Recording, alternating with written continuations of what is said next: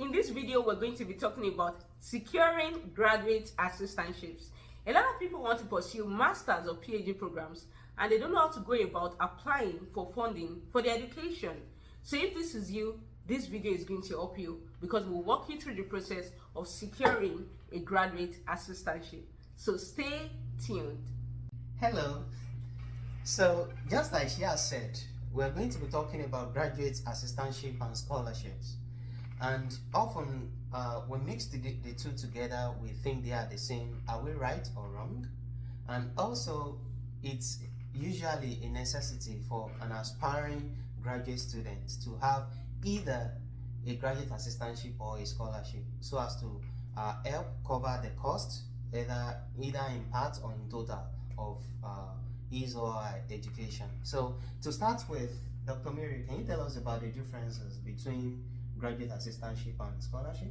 Yes, so a lot of people mix that together. A scholarship is a financial award that is granted to you based on merit or some other criteria showcasing academic achievement or talent, while an assistantship is a paid appointment that is awarded or granted to a qualified graduate student in exchange for certain duties like research duties, teaching responsibilities, or administrative responsibilities. So for a scholarship, you really don't have a responsibility to fulfill, but you have responsibilities to fulfill if you have an assistantship.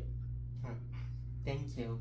So basically, just to recap, if I understand you correctly, an assistantship is a paid position, right? Yes, it's like a job. Okay. While a scholarship is something you apply for and you can get, not necessarily because you have to fulfill some duties in a particular position. Exactly. Okay. So can you tell us about the advantages of the two?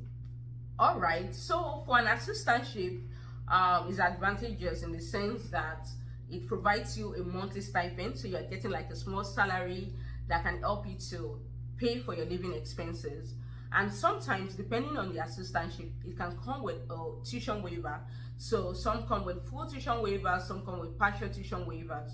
What that means is that if you have a tuition waiver or a full tuition waiver, for instance, you don't have to pay any part of your tuition fee because the assistantship is going to cover that.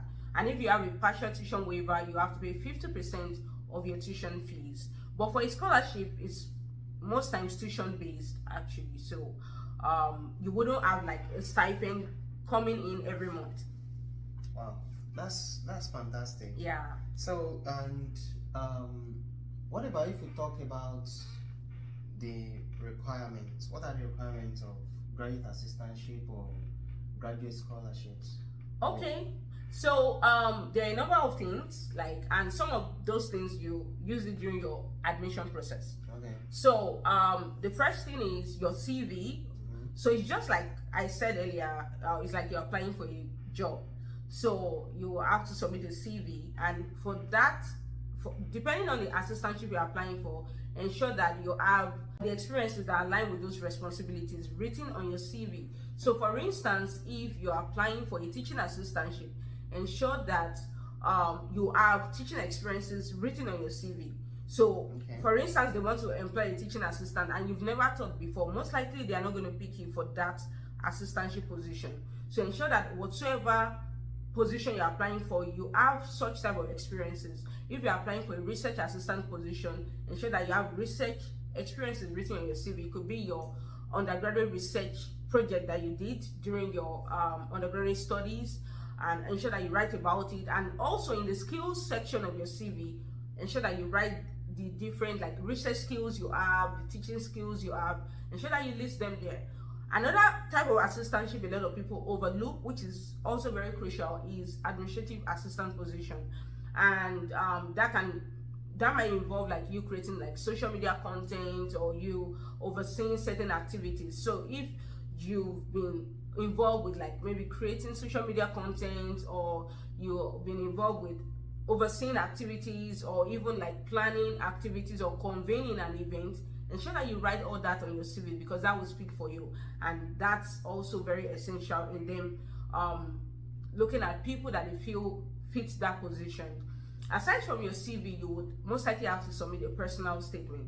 So ensure that you have a personal statement that is tailored to that role. So if you're going to be applying for a research assistantship, ensure that your personal statement aligns your research interest, and the research you are interested in should align with what you're doing in your department or in the lab you are applying to.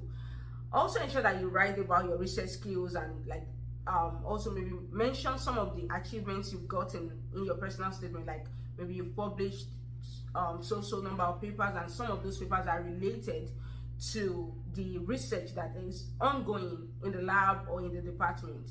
So aside your personal statement, you might be asked to submit a teaching philosophy if you are applying for a teaching assistantship. So for that, you have to read how to write it on the internet. There are a lot of wonderful resources out there that can help you and guide you through the process.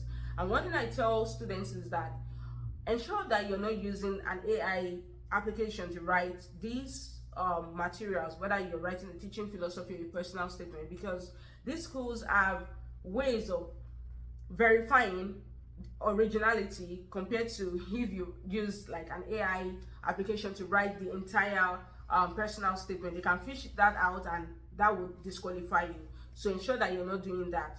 Also try to apply on time. I advise students to apply up to a month or latest 2 weeks before the deadline. Don't wait till a day before the deadline before submitting your application. And 6 to 8 weeks after submitting your assistantship application, ensure that you send an email to follow up in case they might need you to submit something else or like update you regarding the status of your application and what you should expect. And in all this, ensure that you also commit everything into God's hands, because God is actually like the most important factor. Yes, you have to like prepare your materials and all, but God's favor is actually important. So ensure you commit everything to God in prayer as well. Wow, thank you so much. That's a lot. All right, And that's really going to be helpful to our viewers online who would be applying for graduate scholarships and assistantships. And if I get a takeaway is most likely they're going to need to submit their CV, and the CV must be tailored to the program they're applying to. They'll submit personal statements, which also has to be tailored. Yes. And are there other requirements aside those two? Those are the basic requirements: the CV, the personal statement, and in some cases, teaching philosophy statement. Oh, okay. Exactly. Yeah. Thank you. That's a very wonderful addendum. Yeah. So, and how do we go about these applications? Like, how can we apply?